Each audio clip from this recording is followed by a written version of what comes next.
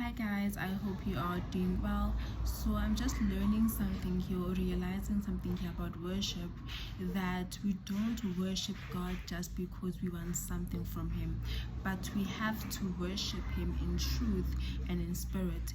Or when Peter and Silas were in the prison singing hymns and praying, the Bible tells us that there was a sudden earthquake and the prison doors or gates were open, but Peter and Silas remained in their cells, which shows us that the reason of worship from the start wasn't to escape prison, but or come out of prison, but they are worshiping God or praying to God out of love. And this clearly shows us that we as believers, we have to worship God out of love.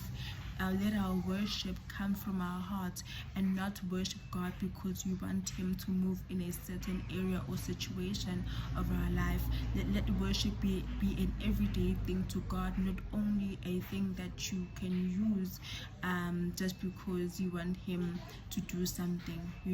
And in this moment, I'm just being reminded of the scripture that says that they worship me with their lips, but their hearts are far away from me. And the scripture goes very well with what I'm saying, that we cannot worship God just because we want him to move. We cannot worship God because we want his hand and not him. But let our worship come from our hearts.